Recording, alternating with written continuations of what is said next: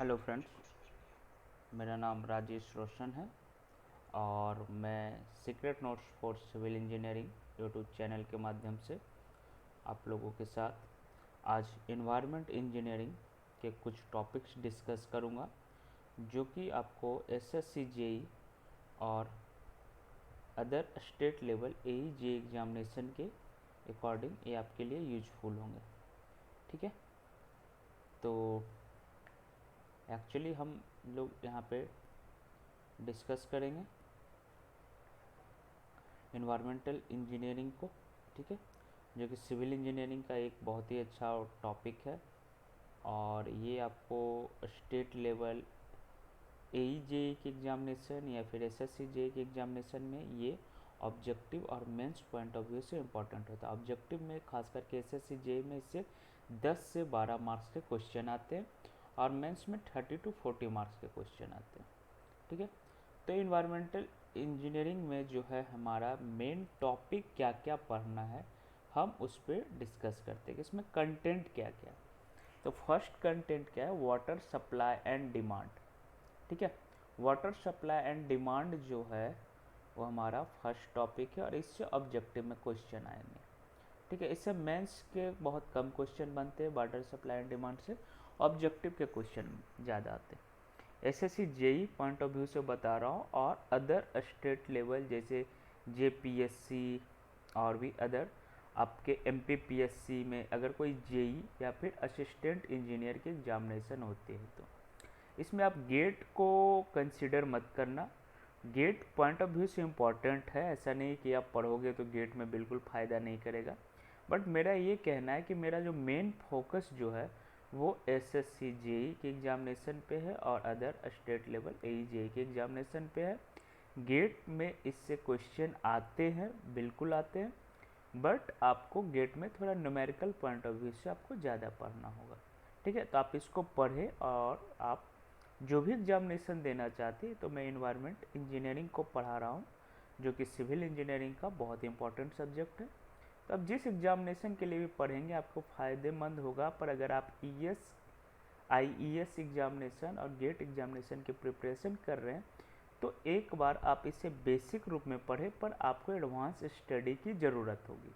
ठीक है, तो मैं आपको किसी धोखे में नहीं रखना चाहता हूँ, जो भी है मैंने आपको पहले क्लियर बता दिया।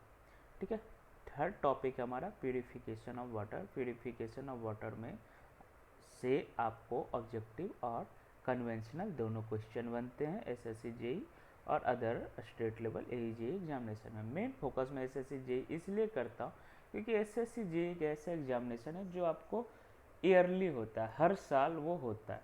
ठीक है, बाकी जो भी एमपीपीएससी की एग्जामिनेशन हो गया, झारखंड जेपीएससी की एग्जामिनेशन है, बीपीएससी के एग्जामिनेशन है, इनका कोई टाइम ड्यूरेशन फिक्स नहीं है कि ये हर साल होंगे, इसलिए एसएससी जेई पे मेरा मेन फोकस है। ठीक है, सीवेज से आपको कन्वेंशनल के क्वेश्चन बनते हैं और इन्वायरमेंट पॉल्यूशन से आपके ऑब्जेक्टिव के क्वेश्चन बनते हैं। तो हम फर्स्ट टॉपिक में आते हैं। हमारा जो फर्स्ट चैप्टर जो है वो है हमारा water supply and demand, chapter 1।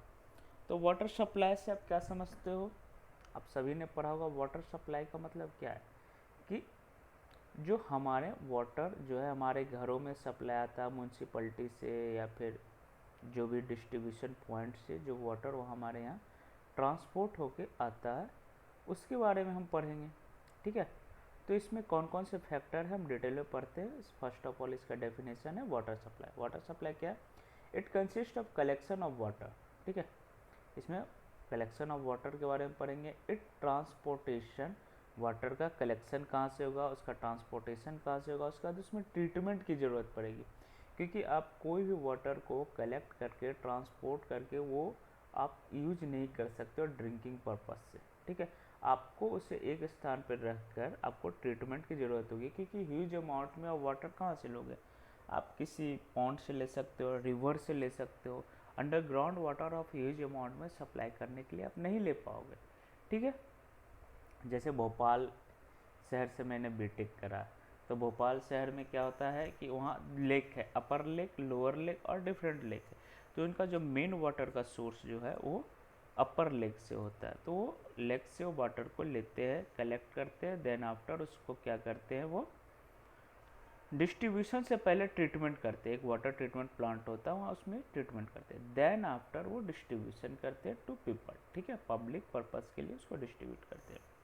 अब नेक्स्ट आता है हमारा कि अब वाटर को आप सप्लाई कर रहे हो, तो हमें डिमांड को आपको मद्देनज़र रखना होगा कि कितना वाटर डिमांड है और कितना हम सप्लाई कर रहे हैं। एक कैलकुलेशन होना चाहिए ना कि इस एरिया में इतने वाटर का डिमांड है और इतने वाटर को हम सप्लाई कर रहे हैं। नहीं तो किसी एरिया में आप ज़्यादा वाटर को सप्लाई कर दिए और जिस एरिया में डिमांड ज़्यादा था उस एरिया में आपने कम वाटर को सप्लाई किया, तो दोनों केसेस में प्रॉब्लम हो सकते हैं। तो नेक्स्ट टॉपिक हमारा वाटर डिमांड। कहता है the design of water supply unit is done on the basis of water demand, कि आप जो वाटर सप्लाई को डिजाइन करोगे कि हमें कितना यूनिट किस एरिए में हमें वाटर को सप्लाई करना है, तो वो किसके बेसिस पे होगा, वाटर के डिमांड के बेसिस पे। It has various type. अब वाटर का डिमांड हर एक लोकेशन में आप किसी एक एस्पेक्ट से नहीं कर सकते। जैसे कि यहाँ पे 100 लोग रहते हैं तो हम 1000 लीटर वाटर को सप्लाई करेंगे, सिर्फ आपका एक एस्पेक्ट से आप वाटर को सप्लाई नहीं कर सकते। हो सकता है किसी स्थान पे आपको 10 लोगों में भी वाटर सप्लाई ज़्यादा करना पड़ सकता है और कहीं कहीं आपके 100 लोगों में भी वाटर सप्लाई कम करना पड़ सकता है, ठीक है। अब उसके डिफरेंट एस्पेक्ट क्या हैं, तो उसको हम देखते हैं। फर्स्ट एस्पेक्ट क्या है हमारा, domestic water demand. Domestic water demand का मतलब क्या होता है कि it is the amount of water required for all domestic activity. जो भी आपके घर के काम है, घर के काम मतलब किसी कॉलोनी है, आपके यहाँ लोग रह रहे हैं, तो वहाँ पे डोमेस्टिक एक्टिविटी क्या होता है, ड्रिंकिंग, हम पीते हैं पानी को, कुकिंग करते हैं, वॉशिंग क्लॉथ करते हैं, क्लीनिंग करते हैं। इसमें जो है वाटर का जो अमाउंट है 50 to 60% of total water consumption इसमें यूज होता है, ठीक है। कि जितना भी वाटर कंजप्शन है उसमें मैक्सिमम जो है 50 to 60% ड्रिंकिंग, कुकिंग, वॉशिंग ये सब में जाता है, ठीक है। अकॉर्डिंग टू IS कोड, ठीक है, it varies from 135 to 225 litre per capita per day. इसको LPCD बोलते हैं, litre per capita per day. ये यूनिट हो गया आपका अकॉर्डिंग टू IS कोड, कि आपका जो भी वाटर का डिमांड है उसका यूनिट क्या है, तो यह litre per capita per day, ठीक है। और ये इम्पॉर्टेंट क्वेश्चन है कि डोमेस्टिक एरिया में डोमेस्टिक एक्टिविटी के लिए एक पर्सन को एक दिन में कितना लीटर वाटर का डिमांड है, तो ये है 135 to 225। अब ये 135 to 225 क्यों वेरी कर रहा है, क्योंकि हर एक ह्यूमन के लिविंग स्टैंडर्ड अलग अलग होते हैं। कुछ HIG में रहते हैं, कुछ MIG में रहते हैं, कुछ LIG में रहते हैं। तो LIG वाले का क्या है कि लिविंग का कंफर्ट लेवल जो है कम है, तो उन्हें कम वाटर की रिक्वायरमेंट होती है।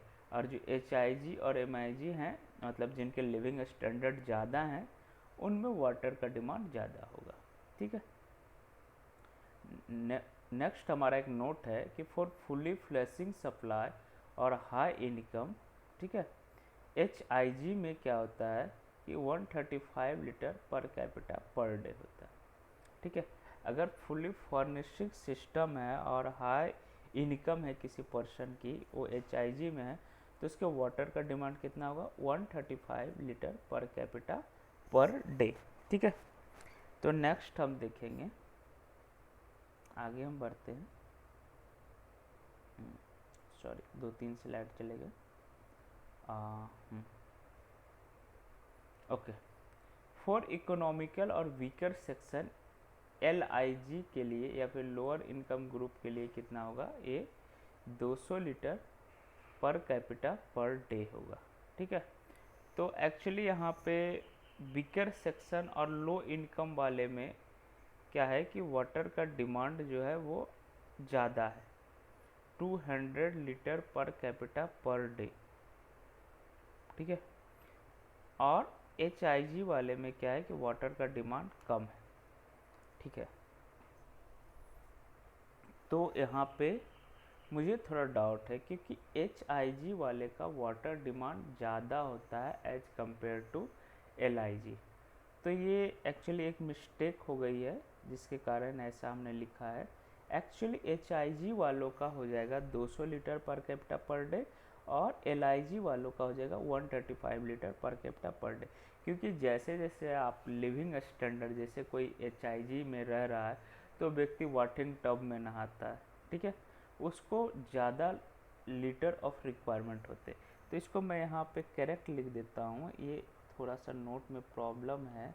HIG में जो पर्सन रह रहा है उसका हो जाएगा आपको 135 litre per capita per day, और LIG में जो लिविंग कर रहा है पर्सन उसका हो जाएगा आपको,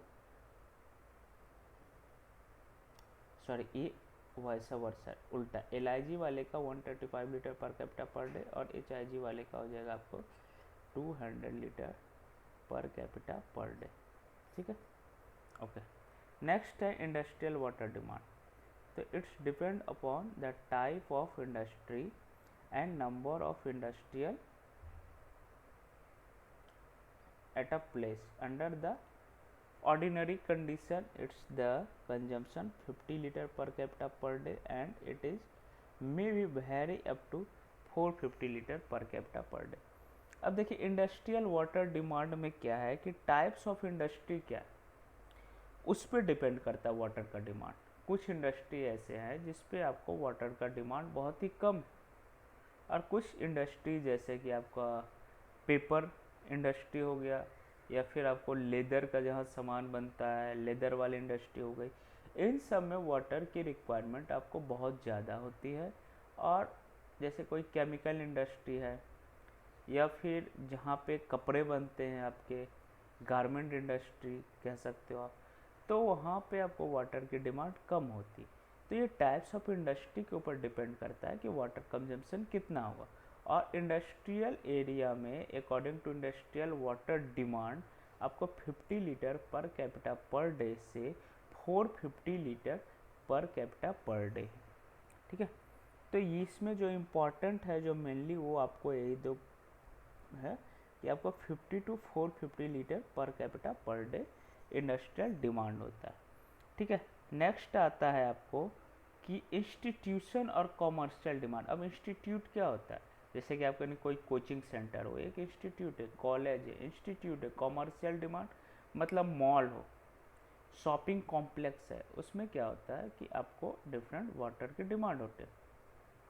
उसमें एवरेज कितना है 20 litre per capita per day. 20 litre per capita per day का मतलब होता है कि एक पर्सन पे 20 litre, it's sufficient. But in highly commercial area 20 litre जो है पर कैपिटा पर डे सफिशिएंट है। पर हाईली कॉमर्शियल एरिया में क्या होता है, it may vary up to 50 litre per capita per day.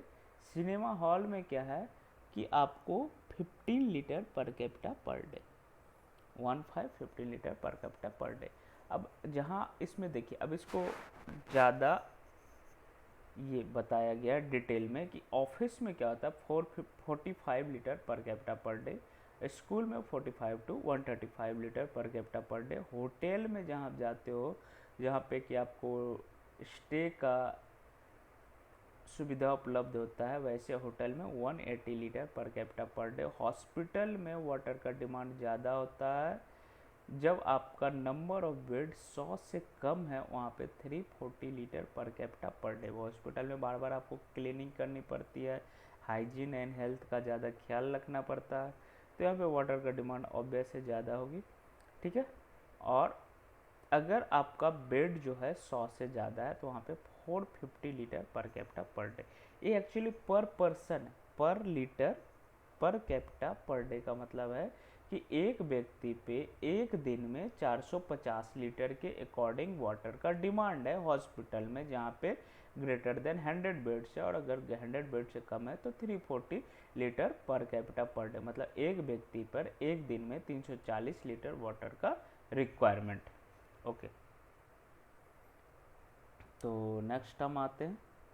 Next है हमारा क्या है कि डिमांड फॉर पब्लिक यूजेज, ठीक है। तो पब्लिक यूज में क्या डिमांड है, एक सेकेंड मैं इसको स्क्रॉल करता हूँ।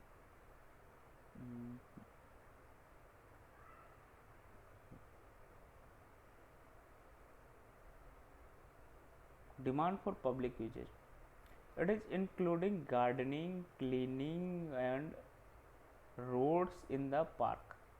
अब ये क्या है कि पब्लिक प्लेसेस है या फिर पब्लिक यूजेज में जो वाटर का डिमांड है, तो इसमें क्या आता है, किसी को गार्डनिंग करनी है, किसी को क्लीनिंग ऑफ रोड करना है इन द पार्क में, तो वहाँ पे कितना होता है 5% of a total demand and normally taken 10 litre per capita per day.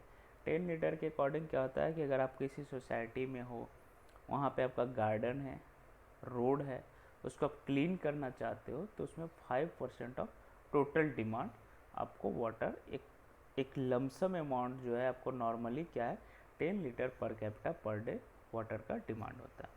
Next है हमारा फायर डिमांड। फायर डिमांड क्या होता है कि आपको कितना वाटर देना है आपको फायर हैजार्ड के लिए, ठीक है। तो इसमें क्या होता है, it is taken very less quantity of water in the big city for the population more than 50 lakhs. अगर आपका पॉपुलेशन जो है 50 लाख से ज़्यादा है, तो हम जो फायर डिमांड के लिए जो वाटर रखते हो काफ़ी कम होता है, और वो कितना होता है आपको greater than equal to, sorry ये ऊपर चला गया, मैं आपको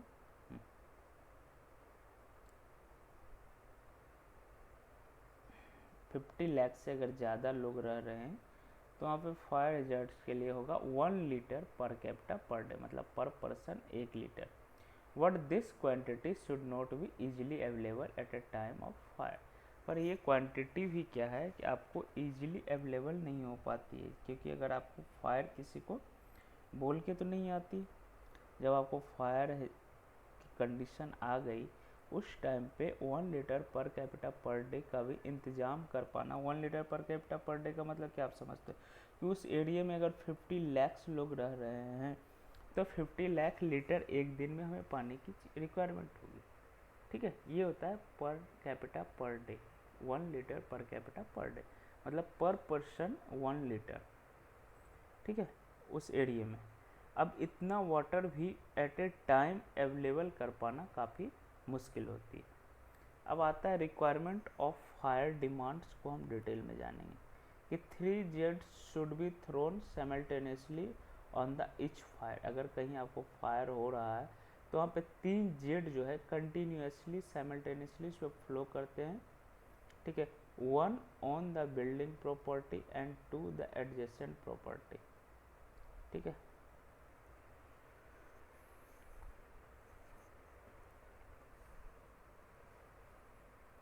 नेक्स्ट है आपको डिस्चार्ज शुड भी 110 लीटर पर मिनट होना चाहिए, ठीक है। तो अगर आपको कहीं भी फायर की कंडीशन आती है तो आप एक 3 जो है आपको जेट साइमल्टेनियसली आप चलाते हो। एक क्या होता है 1 ऑन द बिल्डिंग प्रॉपर्टी, जहाँ भी सॉरी बिल्डिंग नहीं वार्निंग प्रॉपर्टी, जिस प्रॉपर्टी में वार्निंग की कंडीशन है आप पहले उस प्रॉपर्टी पे एक जेट चलाते हो, एंड दूसरा जेट कहाँ चलाते हो उसके आसपास के प्रॉपर्टी, ठीक है, ताकि ये फायर जो है उसको आसपास की प्रॉपर्टी दोनों तरफ होगी, दोनों उसको वो अपने ए में ना ले लें, कैप्चर ना कर ले, फायर उधर ना चला जाए जिसके कारण, ठीक है। नेक्स्ट है the discharge should be 1100 litre पर मिनट। 1100 लीटर पर मिनट की स्पीड से वाटर का डिस्चार्ज होना चाहिए। मिनिमम वाटर प्रेशर क्या है 100 to 150 kilo newton per metre square for 4 to 5 hour should be used, ठीक है।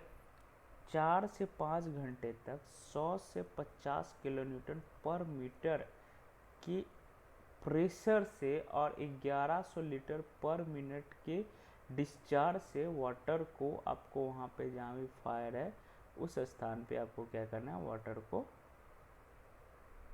डिस्चार्ज करना है, ठीक है। The number of fire jet can be calculated by, अब कितने नंबर ऑफ फायर जेट लगेंगे आप उसके लिए फार्मूला है कि number of fire jet equal to 2.8 root P. तो यहाँ पे 2.8 रूट पी क्या, पी जो है पॉपुलेशन इन 1000, ठीक है। अगर 5000 लोग हैं तो हमें कितने फायर जेट की ज़रूरत होगी, आप चुपचाप आराम से फार्मूला लगा लो। 2.8 रूट कितना, चलो 25,000 लोग ले लेता हूँ मैं, 25,000 पीपल, ठीक है। या चलो ठीक है, तो 2.8 इंटू, अब देखो इसमें क्या हो जाएगा, इसको कैलकुलेट कर लेते हैं, ठीक है।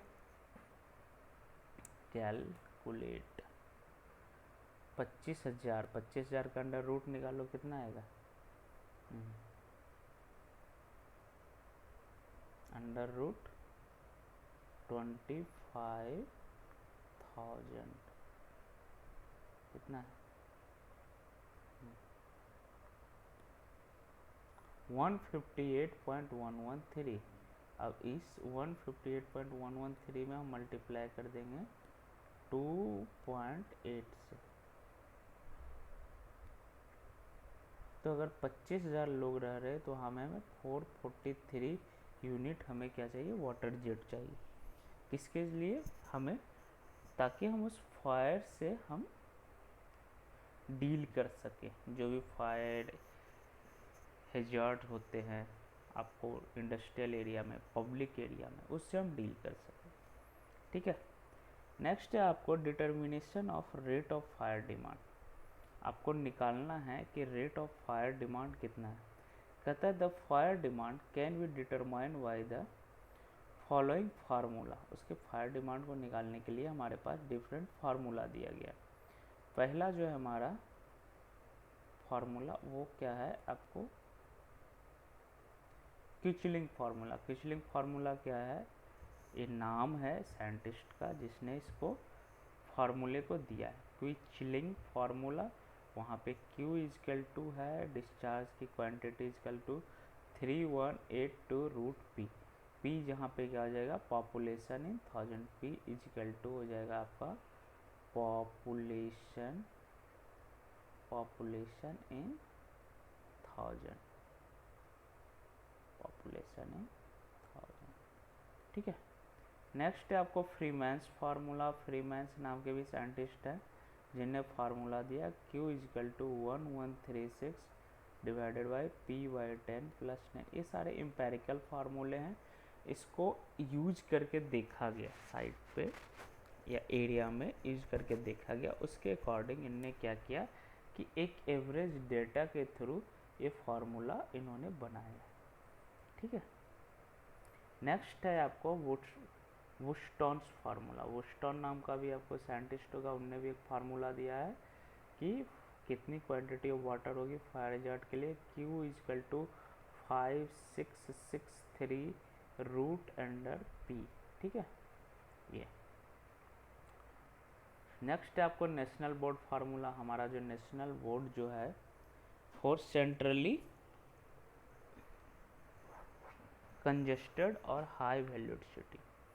कंजेस्टेड और हाई वैल्यूड सिटी के लिए हमारा जो सेंट्रल फार्मूला है वो क्या है, Q equal to 4637 under root P bracket 0.01 under root P, तो अब लीटर पर मिनट, ठीक है। ओके, ये फार्मूला आपको वहाँ लगाना है जहाँ पे पॉपुलेशन क्या है कि up to P equal to less than equal to 2 lakhs। वैसी जगह पे, वैसे सिटी पे जहाँ पे पॉपुलेशन 2 lakhs के बराबर या 2 lakhs से कम है। अब आता है the population is greater than 2 lakhs। अगर पॉपुलेशन अप टू 2 lakhs में तो हम ये लगा देंगे आपको सेंट्रल नेशनल बोर्ड फार्मूला, ठीक है। और अगर 2 lakhs से ऊपर है तो पॉपुलेशन, उसके लिए हमारे पास कौन सा फार्मूला आएगा, उसके लिए हम लेंगे 54600 लीटर पर minute is made with the additional amount of, ठीक है, 9100 to 36400 लीटर पर मिनट। तो ये आपको एम्पेरिकल फार्मूले के द्वारा निकाला गया है कि अगर 2 लाख से ज़्यादा है तो आपको फायर हैजर्ड के लिए इतने वाटर को रखना है, 34600 34,600 लीटर पर मिनट, ठीक है। और ये मैक्सिमम है और मिनिमम कितना है, 9,100 लीटर, ठीक है, पर मिनट। अब नेक्स्ट है आपको for residential city. Residential city का मतलब क्या होता है, जो कि लो बिल्डिंग्स वाली छोटी शहर हैं, तो उसमें कितना लेते हैं हम क्वांटिटी फायर के लिए, 2200 लीटर पर मिनट, ठीक है, 2200 लीटर पर मिनट हम अवेलेबल कर रखते हैं। और अगर आपको हायर बिल्डिंग वाली सिटी है तो 4500 लीटर पर मिनट, ठीक है। ये हमारे डिस्चार्ज की क्वांटिटी है। नेक्स्ट हम आएंगे, सॉरी,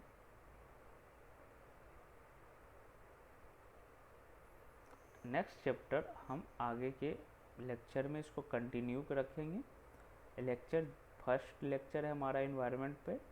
आप हमारे साथ बने रहें और मैं इसको और डिटेल में, अभी आपको थोड़ा बोरिंग लग रहा होगा, ये वाटर सप्लाई सिस्टम के डिफरेंट एम्पेरिकल फार्मूले हैं जिसको कि आपको साइट पे निकाला गया इन फार्मूले को डिफरेंट एक्सपेरिमेंट के थ्रू और डिफरेंट ईयर्स के रिकॉर्डिंग के थ्रू, तो आप इसमें बोर नहीं हो, इन फार्मूले को याद कर ले, इन फार्मूले को प्रैक्टिस करें जिसके कारण वो आपको याद हो जाएंगे और इसका यूज आपको डायरेक्ट एग्जामिनेशन में आएगी, ठीक है फ्रेंड्स।